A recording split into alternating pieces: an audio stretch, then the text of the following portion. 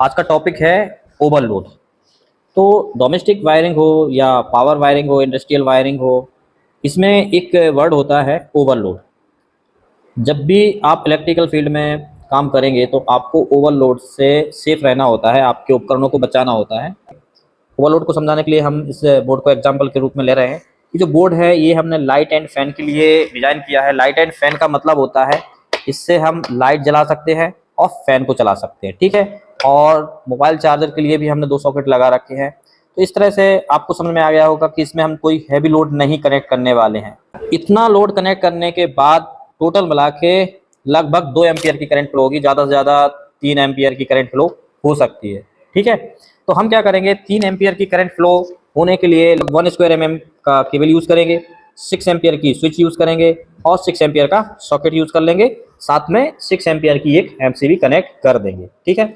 ज़्यादा मोटा केबल क्यों नहीं लगाएंगे, क्योंकि जितना ज़्यादा मोटा केबल होगा पैसा भी उतना ज़्यादा मोटा लगेगा, ठीक है। स्विच हैवी लगाएंगे, सॉकेट हैवी लगाएंगे तो उसके लिए भी हमें एक्स्ट्रा पे करना पड़ेगा, पैसा ज़्यादा लगेगा। ऐसी कंडीशन में क्या होता है कि जब हमारा लोड ही ज़्यादा नहीं है, चूंकि 3 एम्पियर 2 एम्पियर 4 एम्पियर का करंट फ्लो होना है बोर्ड में टोटल मिला के, तो हम क्या करेंगे 1 स्क्वायर mm का केबल कनेक्ट करके रखेंगे। तो यहाँ तक तो ठीक था, यहाँ हमारा कोई भी ओवरलोड नहीं है। लेकिन जैसे ही हम इस पर कोई हैवी लोड कनेक्ट करते हैं, जैसे कि मोटर, एक सिंगल फेज का मोटर लिया हुआ है और इसकी जो एम्पियर रेटिंग है वो लगभग 5 से 6 एम्पियर होती है। इसको यदि हम ऑन करेंगे तो आप देख सकते हैं कि इसमें 5.8 एम्पियर की करंट फ्लो हो रही है। ये कंडीशन तब की है जब बोर्ड पे सिर्फ हमने एक ही लोड दे रखा है, यानी कि मोटर का। यदि हम इसमें लाइट, फैन और सॉकेट में कुछ और यूज़ करते हैं तो इस कंडीशन में क्या होगा कि करंट की जो वैल्यू है वो 6 एम्पियर के क्रॉस हो जाएगी। क्योंकि हमारी जो एमसीबी वो हमने 6 एम्पियर के लिए लगा रखी है। जो केबल है अभी 1 स्क्वायर mm की जो लिमिट है वो लगभग 12 एम्पियर होती है, 10 से 12 एम्पियर तक करंट लोड ले लेती है। लेकिन ऐसा नहीं कि हमें 10 से 12 एम्पियर के लिए 1 स्क्वायर mm केबल यूज़ करनी होती है, नहीं, इसके लिए हमें थोड़ी ज़्यादा मोटी केबल की ज़रूरत पड़ती है। प्रैक्टिकली हम 1 स्क्वायर mm पे 10 एम्पियर का करंट फ्लो नहीं कराते हैं, ठीक है। तो हो क्या रहा है कि हमने जो पूरा सर्किट डिज़ाइन किया था, क्या क्या, सॉकेट, स्विच, केबल, एमसीबी, वो 6 एम्पियर के अंडर में किया था। अभी हम क्या कर रहे हैं, 6 एम्पियर से ज़्यादा का करंट फ्लो करा रहे हैं। और 6 एम्पियर से ज़्यादा का करंट फ्लो क्यों हो रहा है, क्योंकि हम एक हैवी लोड को सॉकेट में कनेक्ट कर रहे हैं। इसी को ओवरलोड कहा जाता है। इस तरह से ओवरलोड एक ऐसी कंडीशन होती है जिसमें हमने वायरिंग मटेरियल जैसे cable, switch, socket, circuit breaker आदि तो कम एम्पियर के लगाए होते हैं, लेकिन हम लोड लिमिट से ज़्यादा दे रहे होते हैं।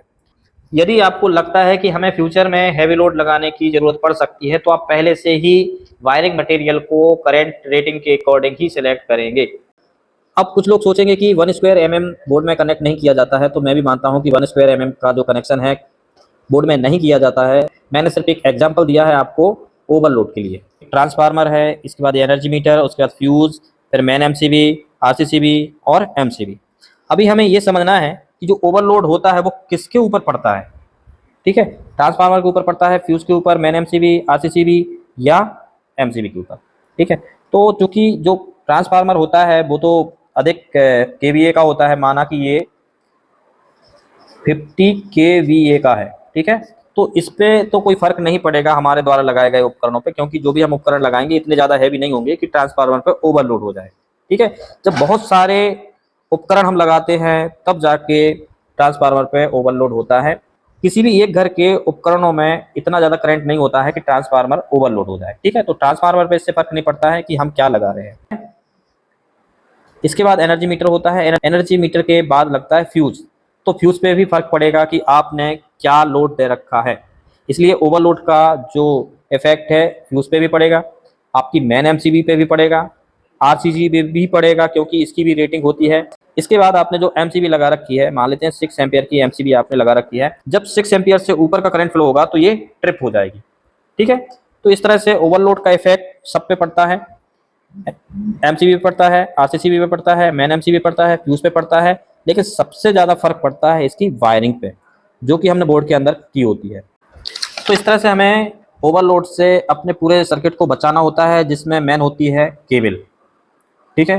स्विच खराब हो जाती है तो बहुत बड़ी कोई प्रॉब्लम नहीं होती है, सॉकेट खराब होते हैं तो भी चेंज करने में उतना ज़्यादा कोई प्रॉब्लम नहीं होती है। लेकिन यदि केबल खराब हो गए तो केबल खराब होने का मतलब होता है पूरी केबल पिघल जाएगी, इंसुलेशन खराब हो जाएगा, सर्किट शॉर्ट हो जाएगा और शॉर्ट सर्किट में लग जाती है आग। इस तरह से आपका पूरा सिस्टम आग में जल सकता है, पूरे उपकरण आपके खराब हो सकते हैं ओवरलोड के कारण। इसीलिए आपको कभी भी ओवरलोड नहीं देना है। और एक चीज और आपको ध्यान रखना है कि आपने जो एमसीबी लगा रखी है वो हमेशा सही रेटिंग की होनी चाहिए। लोड के अनुसार ही आपको कैलकुलेट करके एमसीबी लगानी है।